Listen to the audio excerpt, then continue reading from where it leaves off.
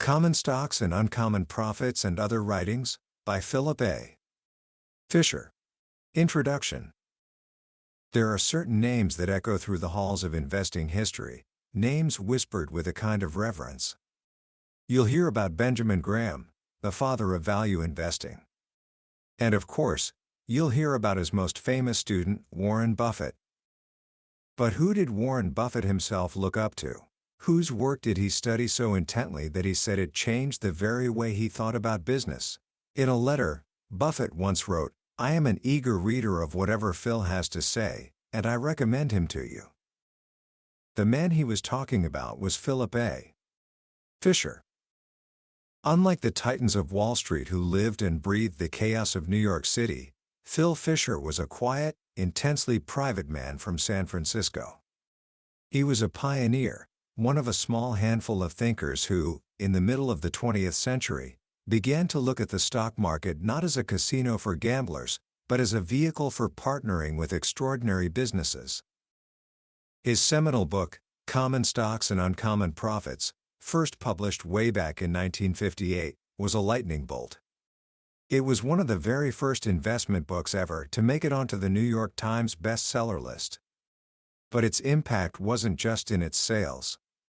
It was in the radical simplicity and profound wisdom of its core message. Fisher's son, Kenneth Fisher, who would go on to become a billionaire investor himself, recalls reading the book as an 8-year-old and finding it utterly incomprehensible.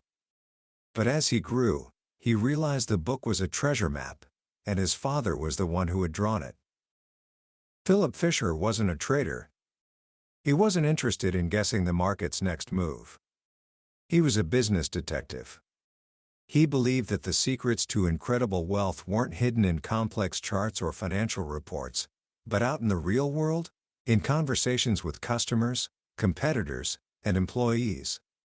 He was a solitary genius, a man who, according to his son, loved 3 things above all else: walking, worrying, and work. He was disciplined, sometimes cold, and so focused on the long term that he made the rest of the financial world look hopelessly short-sighted. So today, we're going to step into the mind of this master. We're going to unpack the timeless philosophy of Philip Fisher. And I promise you, by the end of our journey, you won't just learn a few tips about picking stocks. You'll discover a fundamentally different way of thinking about business, quality, and the incredible power of patience. This isn't just about making money, it's about understanding what makes a business truly great, a lesson that will serve you for the rest of your life, no matter what path you choose. Book summary. Let's travel back in time for a moment, to the 1920s and 30s.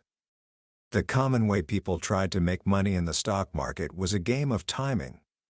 They called it playing the business cycle. The idea was simple: buy stocks when the economy was in the dumps and everyone was scared, and then sell them when business was booming and everyone was euphoric.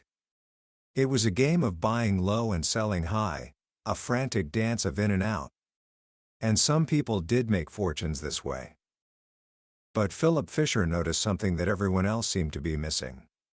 He saw that while the traders were busy dancing, a different group of people were getting far, far richer, with far less risk. Who were they? They were the people who did something almost revolutionary in its simplicity. They found a truly outstanding company, bought its stock, and then they just held on. They held on through booms and busts, through panics and euphoria, through wars and peace. They weren't trying to outsmart the market, they were partnering with greatness.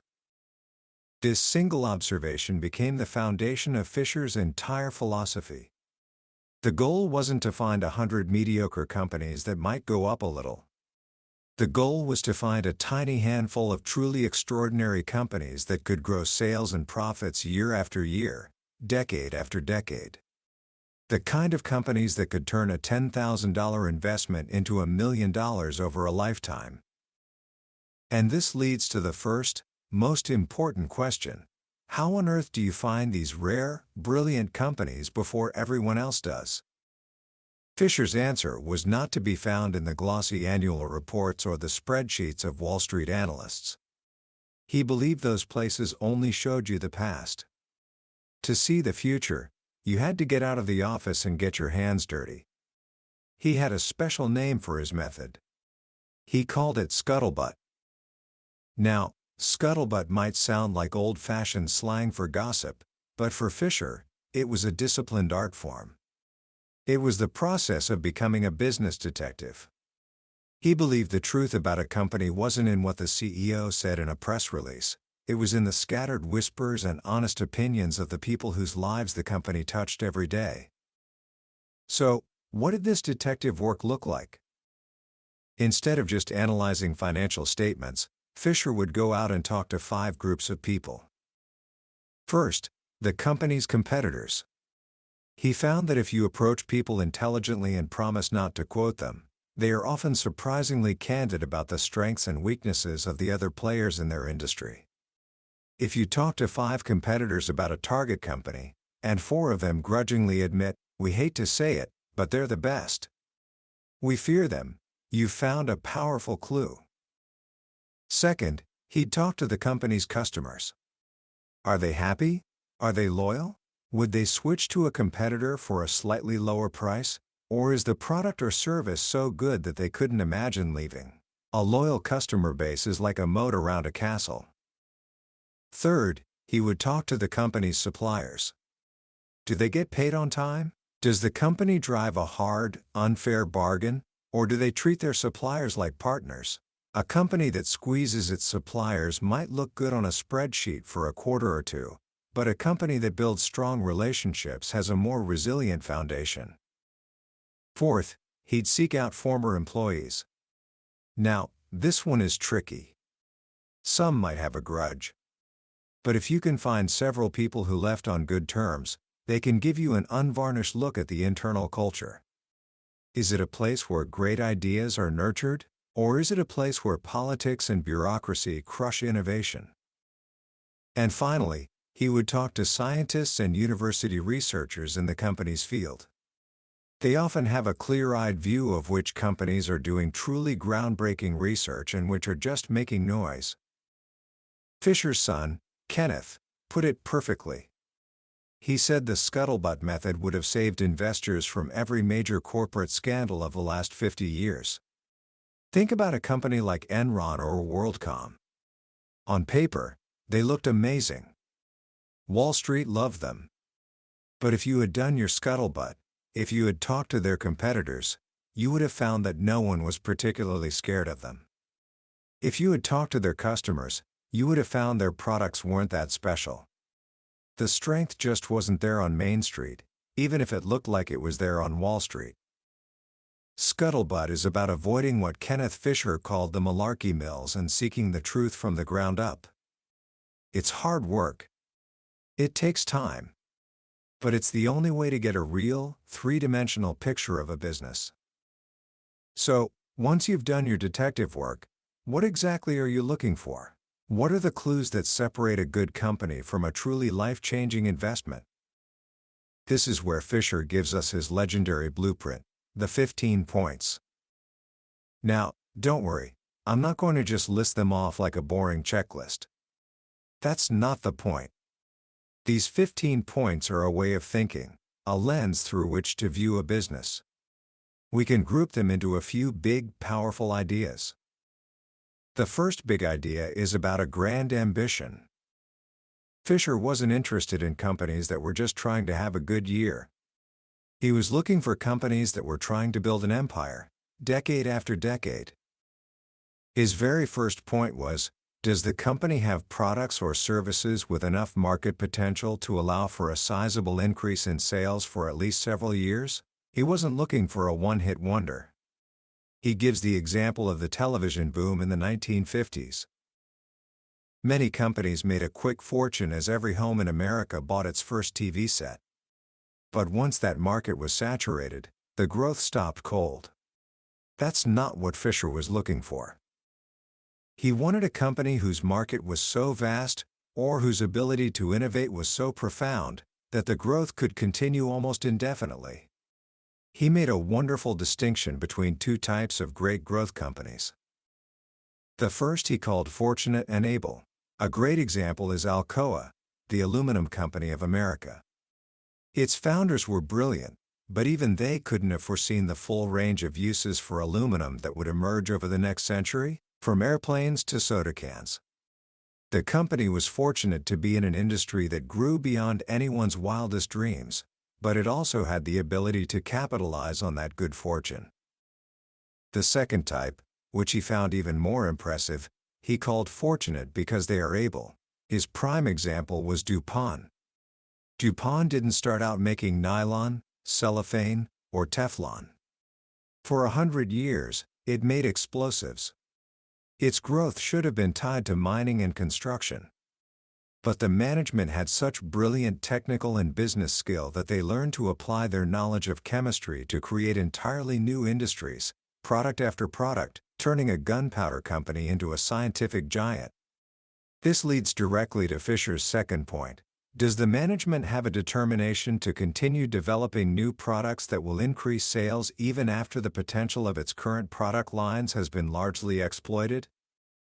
In other words, is the company's leadership ever satisfied? The great ones never are. They are relentlessly, obsessively focused on what's next. They see their current success not as a destination, but as a launching pad for the next big thing. This brings us to the second big idea behind the 15 points, the engine of excellence. It's not enough to have ambition. You need a world-class engine to make it happen. For Fisher, this engine had a few critical components. First, how effective are the company's research and development efforts? Fisher points out that just looking at how much money a company spends on R&D is almost useless. It can even be misleading. Some companies call routine engineering research. What really matters is the output. Is the research team actually creating profitable new products? He tells us that great research isn't the work of a lone genius in a lab coat. It's about teamwork. It's about coordinating chemists, physicists, and engineers, and, crucially, connecting them to the sales and production teams. A brilliant new product that can't be manufactured efficiently or that customers don't actually want is just an expensive hobby. The second part of the engine is just as vital, but it's one that investors often overlook. Point 4. Does the company have an above-average sales organization?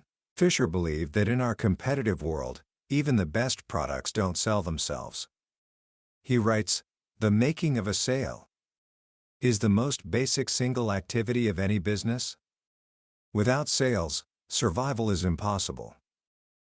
Great companies are obsessed with their sales force. He gives the example of Dow Chemical.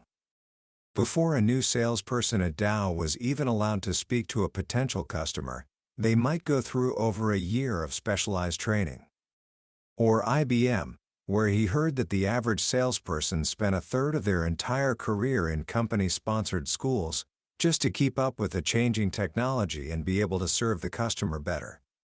An amazing sales force is a competitive weapon that is incredibly difficult for others to replicate. The final parts of the engine are a worthwhile profit margin and a management that is constantly working to maintain or improve those profit margins. A high profit margin is a sign of strength. It means the company is so efficient, or its product is so desirable, that it has a healthy cushion between its costs and its selling price. This cushion is vital. In good times, it fuels growth. In bad times, it's a shock absorber that allows the company to survive, and even thrive, while weaker competitors struggle or fail. But Fisher warns us against companies that improve their profit margins simply by raising prices. That's a temporary game. The truly great companies do it through constant innovation, designing more efficient equipment, streamlining processes, and finding smarter ways to do business. The third big idea in Fisher's framework is perhaps the most important of all. It's the human factor. Fisher believed that, in the long run, a company is nothing more than the collective quality of its people. And he had a few non-negotiable points on this front. Point 7. Does the company have outstanding labor and personnel relations? This isn't some soft, feel-good idea. For Fisher, it was a matter of pure profit. He understood that happy, respected employees are productive employees. A company where workers feel fairly treated is a company where great things can happen. A high labor turnover, on the other hand, is a hidden tax on profits, constantly costing the company money to train new people. He believed you could tell a lot about a company by the size of the waiting list of people wanting to work there. Even more critical was point 8. Does the company have outstanding executive relations? The top leadership team sets the tone for everything. Is it a place where promotions are based on merit, or on politics and favoritism? Is there a sense of teamwork, or is it a snake pit of internal rivalries? Fisher was adamant about avoiding companies run by a single, autocratic genius who couldn't delegate. A small company might survive that for a while, but as it grows, it will inevitably hit a ceiling. This leads to point 9. Does the company have depth to its management? Is there a plan for succession? Is the company actively training the next generation of leaders? A great company is built to outlast any single individual, no matter how brilliant. And finally, the cornerstone of the human factor, the 15th and final point. Does the company have a management of unquestionable integrity? For Fisher, this was the ultimate deal-breaker. A management team is always closer to the assets than the stockholders are. If they lack a deep sense of moral responsibility and trusteeship, there are countless ways they can enrich themselves at the expense of the ordinary shareholder, all without breaking any laws. He said that if there is any serious question about a management's integrity, an investor should never, ever consider participating in that enterprise, no matter how attractive every other factor might seem. So you've done your scuttlebutt. You've run a company through the 15-point filter, and you found one. A rare gem. A business with a grand ambition, a powerful engine of excellence, and a culture built on great people with integrity. Now comes the next crucial question. When do you buy it? This is where Fisher once again turns conventional wisdom on its head. Most people try to time the market. They study economic charts, listen to forecasts, and try to guess whether the overall market is going to go up or down. Fisher thought this was a complete and utter waste of time. He compared economic forecasting to alchemy in the Middle Ages, a mysterious mass of mumbo-jumbo where the chances of being right were not nearly good enough to risk your savings on. He argued that trying to predict the entire economy is a fool's errand. But if you've done your scuttlebutt, you can predict what a single specific company is going to do in relation to the general economy with a much higher degree of certainty. So, if you shouldn't time the market, what should you time? Fisher's answer is brilliant. You time the company. He said the perfect time to buy a great company is when it is temporarily unpopular or facing short-term difficulties that you, as an informed detective, know are solvable. What do these situations look like? It's often when a company is making a huge investment in its future, and those costs are temporarily depressing its current profits. For example, maybe a company is building its first-ever large-scale commercial plant for a revolutionary new product. The financial community is excited. The stock price goes up in anticipation. But then, the plant runs into trouble. Getting the bugs out of a brand-new, complex process always takes longer and costs more than anyone expects. As months go by and the unexpected expenses pile up, the company's per-share earnings dip. Wall Street gets nervous. The same analysts who were cheering the new product are now whispering that the management has blundered. The stock price falls. That, Fisher said, is your moment. The moment of maximum pessimism is often the moment of maximum opportunity. Because you've done your homework, you know the management is brilliant. You know the product is revolutionary. And you know that these startup troubles are just temporary hurdles on the path to enormous future profits. While everyone else is selling in a panic, you can buy a magnificent business at a bargain price. He gives the real-world example of American Cyanamid in the early 1950s. The company was making a huge investment in a giant new chemical plant in Louisiana. The plant had so many engineering problems that it was months behind schedule and was a huge drain on profits. The stock was unpopular. But a few savvy investors who understood the temporary nature of these problems bought the stock heavily. A few years later, the plant was running smoothly, profits were soaring, and the stock had produced a massive gain for those who had the courage and foresight to buy when everyone else was scared. The key is that you are not guessing about the broad economy. You are making an informed judgment about a specific situation within a company you understand deeply.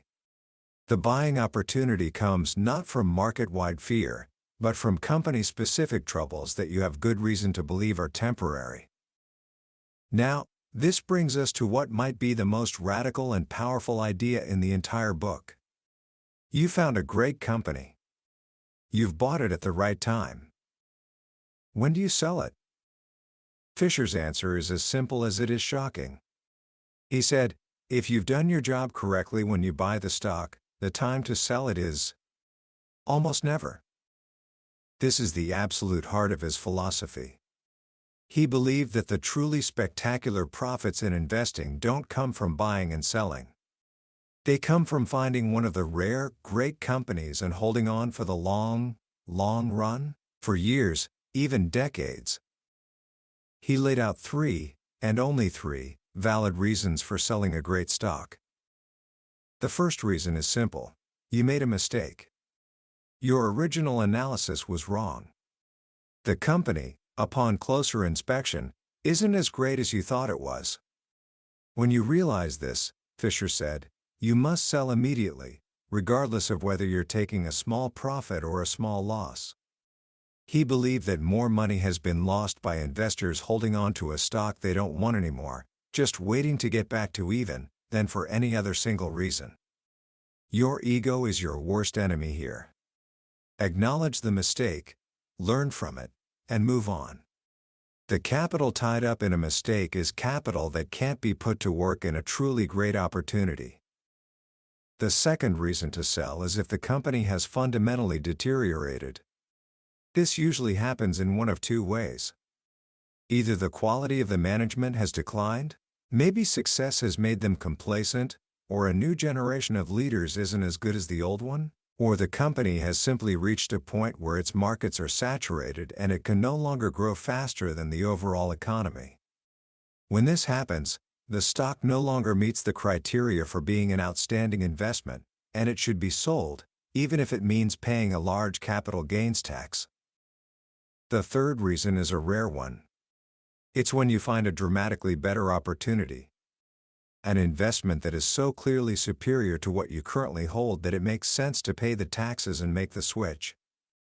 But Fisher warns that this should be done with extreme caution. The risk of misjudging the new company is high, whereas you have the advantage of knowing your current holding, warts and all. And that's it. Those are the only 3 reasons. What's missing from this list? All the common reasons people sell stocks. Fisher was scathing about the idea of selling a great stock just because you think a bear market is coming. We've already seen that he thought predicting the market was impossible. But even if you could, he asks, how will you know when to buy back in? He saw countless investors sell a wonderful company out of fear, only to watch it soar to new heights while they were stuck on the sidelines, waiting for a dip that never came, or paralyzed by fear when the dip did come.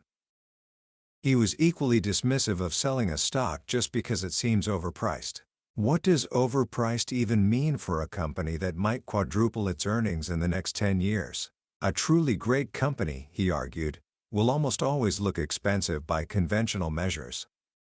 Its quality and growth prospects command a premium. To sell such a company for a 30% gain might feel smart in the short term, but it could mean missing out on a 3,000% gain over the long term.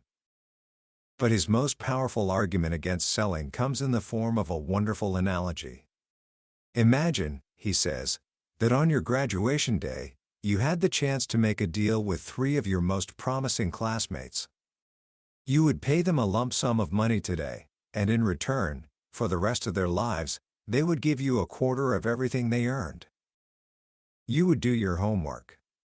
You'd pick the 3 classmates you believed had the most ambition, talent, and integrity, the ones destined for the greatest success. Now, fast forward 10 years. One of them is a rising star at a major corporation, on track to become CEO. He's already earning a huge amount, and his future looks even brighter. Another classmate has a decent, steady job, but isn't really going anywhere. The third is struggling. Would anyone in their right mind advise you to sell your contract with the future CEO, just because you could get 6 times your original investment for it, and then use that money to buy out the contract of the classmate who is struggling, just because he hasn't had his run-up yet? Of course not. It sounds absurd. And yet, Fisher says, that is exactly what investors do every single day when they sell their shares in a brilliant, proven, growing company to buy shares in a mediocre, stagnant one, just because the second one looks cheaper. The lesson is profound. When you find a truly outstanding company, you are not just owning a piece of paper. You are partnering with a dynamic, growing enterprise run by exceptional people. To sell that partnership for a small, short-term gain is to fundamentally misunderstand the nature of great investing. You don't trade greatness. You hold on to it. This leads to his views on dividends. In Fisher's time, and still today, most investors see high dividends as a sign of a safe, good investment. Fisher thought this was complete nonsense. For a true growth company, every dollar it earns is a precious seed. That dollar can be paid out to you as a dividend, where you'll have to pay taxes on it, and then try to find another great company to reinvest the leftover 70 or 80 cents in. Or, that dollar can be kept by the company, the brilliant company you already picked, and be reinvested by its expert management into building a new plant, launching a new product, or expanding into a new market. Every dollar retained by the company is a dollar that gets to work for you, 100 cents on the dollar, tax-free, under the guidance of the very people whose skill you trusted in the first place. For an investor who is still in their saving and investing years, Fisher argued, a high dividend payout from a growth company is not a gift, it's a tragedy. It's the company giving up on its own future. The greatest long-term dividend returns, he showed, don't come from the high-yield stocks of today.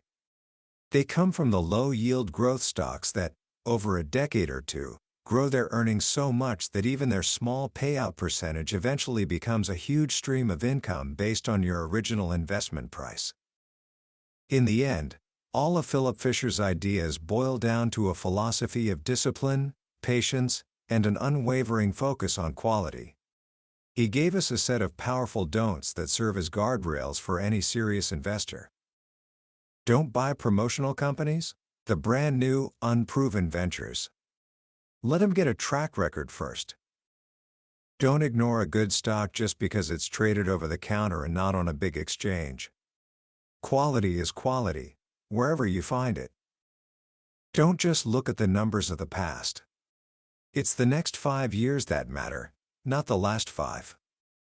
Don't quibble over eighths and quarters when you're buying.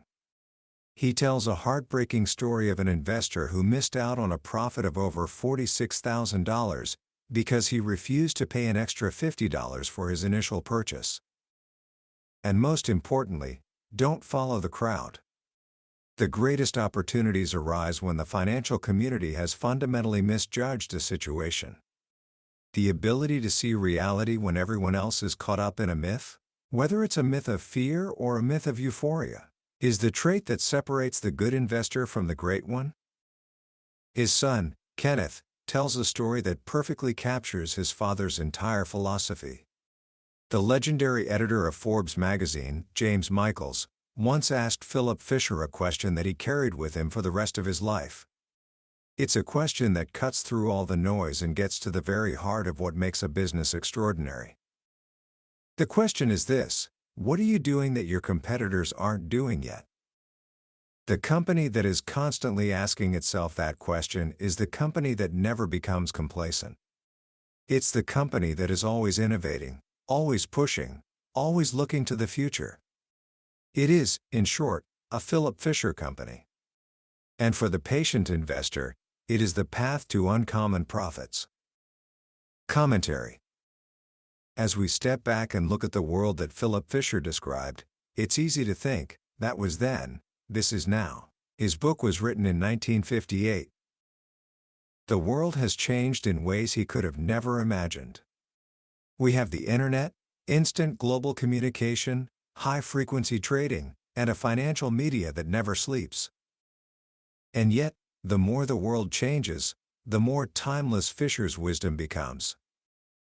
Why? Because Philip Fisher wasn't writing about stock market trends. He was writing about two things that are eternal: business fundamentals and human nature. And neither of those has changed one bit.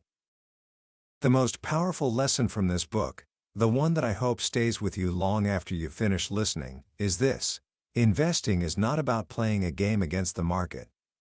It's about finding and partnering with exceptional people who are building exceptional businesses. In a world that is obsessed with speed, with quarterly earnings, with the next hot trend, Fisher's philosophy is a radical call for patience. It's an invitation to slow down, to think deeply, and to focus on what truly matters over the long run: the quality of a business and the integrity of its people. His scuttlebutt method is more relevant today than ever. In an age of information overload, where we are bombarded with data and opinions, the act of seeking out primary, on-the-ground knowledge is a superpower. So, how can you start applying these ideas in your own life, right now? Let me give you 3 simple actions. First, start your own scuttlebutt file. You don't need to be a professional investor. Pick one company you're curious about. Maybe it's a brand you love, a store you shop at, or a technology you use every day. Your mission is simple: find 3 different perspectives on it. Read customer reviews with a critical eye. If you know someone who works there, or used to work there, ask them what the culture is really like. Look for articles that interview their competitors. Just the act of looking at a business from multiple angles, instead of just your own, will begin to train your mind to think like Fisher. Second, the next time you hear a friend or a news anchor talk about a stock, ask yourself Fisher's questions. Are they talking about the market, the price, the hype? Or are they talking about the business? Do they know who the customers are? Do they know if the employees are happy? Do they know if the management has integrity? You'll quickly see that 99% of financial talk is noise, not signal.